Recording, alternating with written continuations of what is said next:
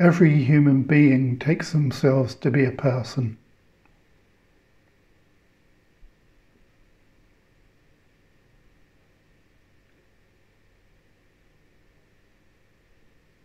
We would all say, I am a person.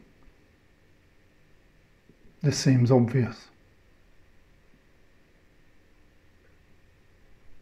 If we were then asked, what is a person? We might initially state, I am. We might be asked, what makes a person? What is a person? We might say, a person is a human being, that is, a body of this shape, of this type, or of varying shapes of this type.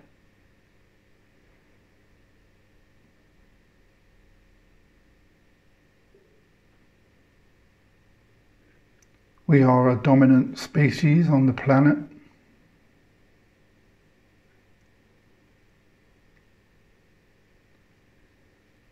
We champion intelligence and intellect and opposable thumbs.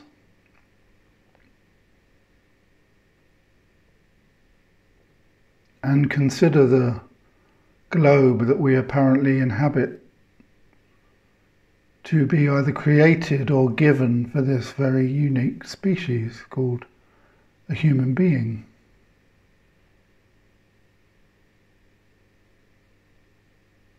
A human being, a single human being, we might state is what I am. We might then say this human being is male or female or any other variant, or both or neither.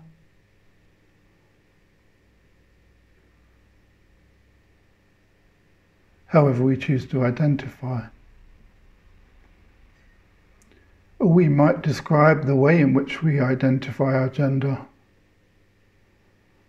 as having certain attributes, sex organs, sense organs that we all have, a thinking mind, and an emotional connection to our life, our private life. We may undoubtedly carry thoughts and feelings about the world, about human beings, about our personal existence, about the way in which others choose to exist.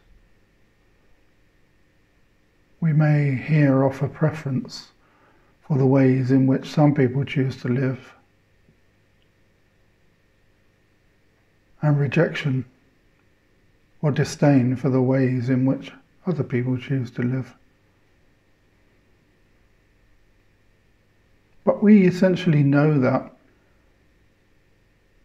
the human being, almost 8 billion apparently individual persons, choose to live, are asked to live, are forced to live in the current time frame and in structures that stretch from rich to poor, to successful to failure, to happy to sad. And we might say that I, as a person, am somewhere in this dance. Or we describe the human experience in these and other ways, perhaps. If we're asked to then subjectively describe how we as a person experience the world, and in what ways we choose to identify the world. We would express opinions, experiences, share experiences, express feelings about our experiences. All of us could articulate difficult and complicated experiences. All of us would certainly describe preferable experiences. Many, if not most, but sadly not everybody, would be able to articulate very happy, blissful, joyous occasions and experiences. But not everybody. So we would begin to apply time to this description. We would describe past events, feelings we once had, difficult feelings we once had, challenging feelings we once had, magical experiences we once had, ecstatic feelings we once had. And all of us can measure somewhere between our worst day to our best day. And we would, in response to the question, use remembered experiences of the past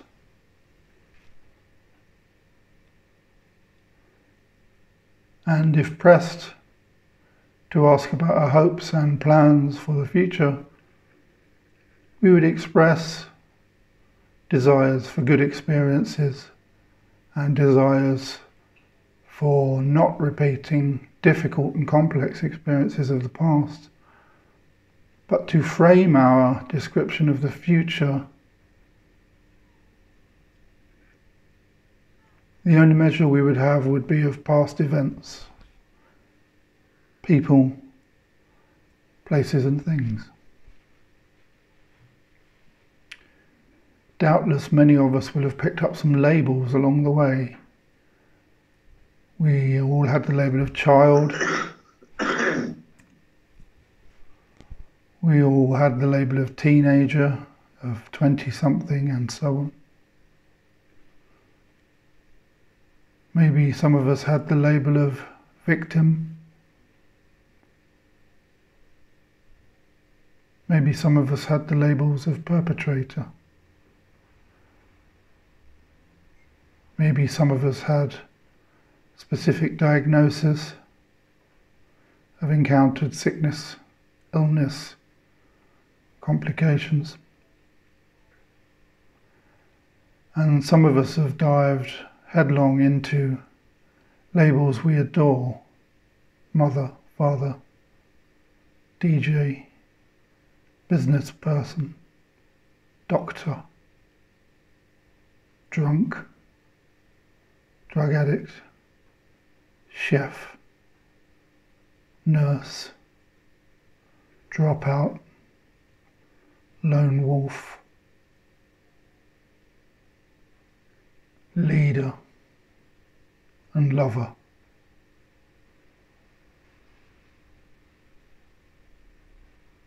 In this way, we would all draw together unique descriptions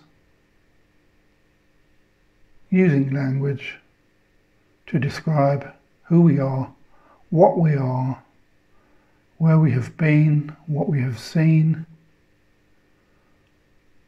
much about what we know. If humble, we might describe in passing what we still don't know, but hope to know. And the accumulative description offered would roughly be an expression of who we take ourselves to be at this time. Right here and now, if asked, we might describe ourselves as meditators, or simply somebody who is listening to a narrative.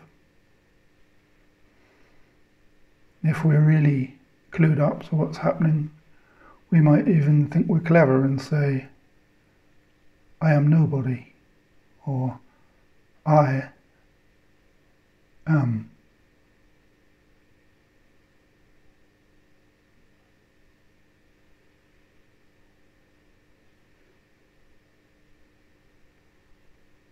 Most of us would use our birth name as the heading for the story of who we are. We might say the story of Billy, the story of Donald, the story of Kate, the story of Julia, the story of David, the story of Shirley, and so on.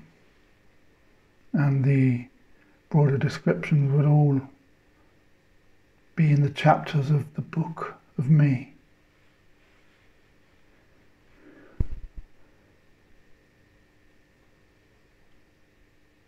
Lines are written, stories are told, paragraphs end and other paragraphs begin.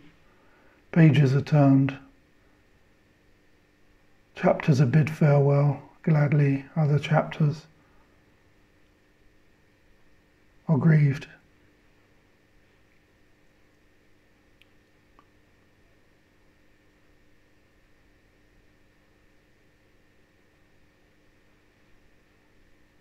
But the essential story is the story of me, the person I take myself to be.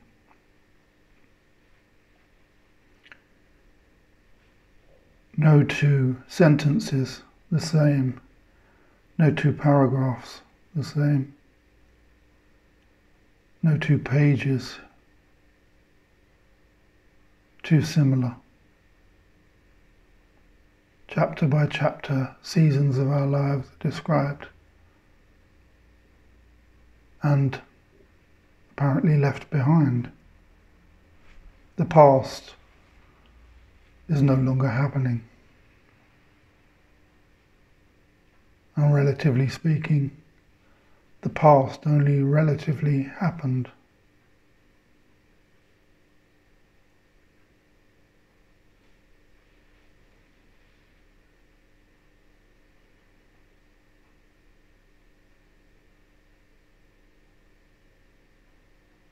With the inclusion of time, from the beginning to the end of the apparent book of me,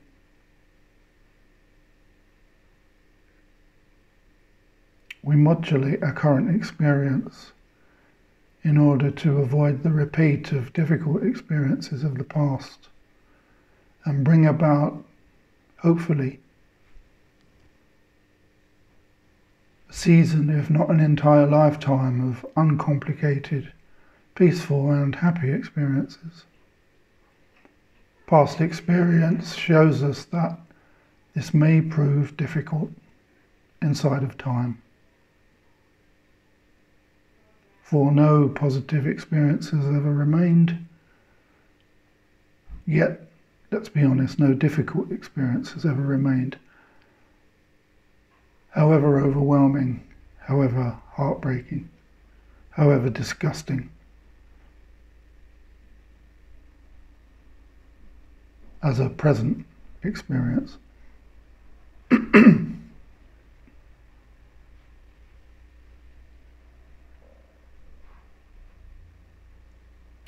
So here, if we take this book of me, previous events, imagined future blank pages, the name on the front cover, the paragraphs, the index, the glossary of terms, the diagrams, everything about the story of me.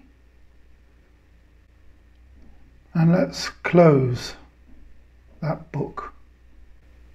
Let's set aside the hard back of the story of me.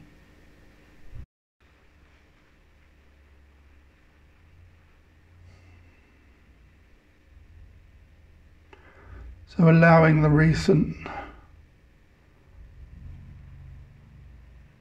activity to organically pass. Allow for the sinking of attention to the prior voice to sink into itself as stillness turns round to face itself, finding that it is undivided by the turning.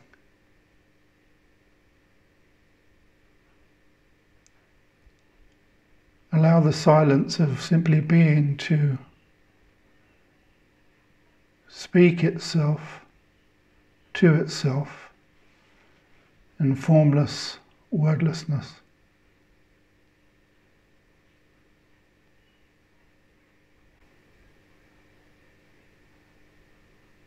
Having set aside the story of me, we find here I am. We cannot find any labels, any past, any hopes for the future, any fantasies for what could be. No will to work towards it. Just a broad, empty, dynamic, energetic something.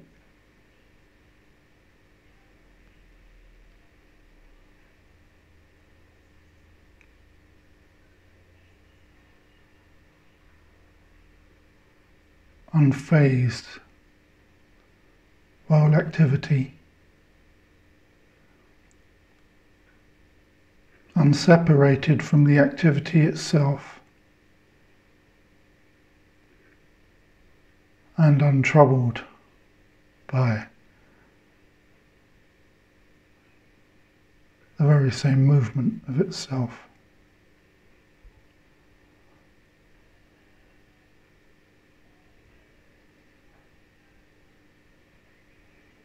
This witnessing light illuminates all experience.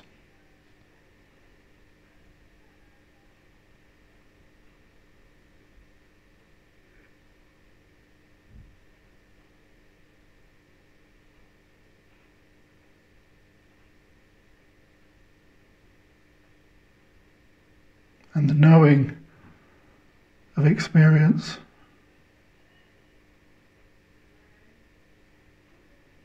in the waking world and the dreamt world is illumined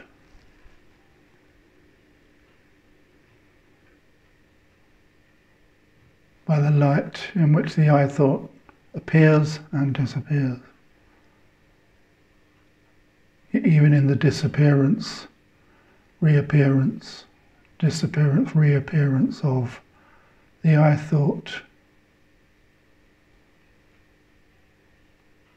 the essential presence of the witnessing light persists.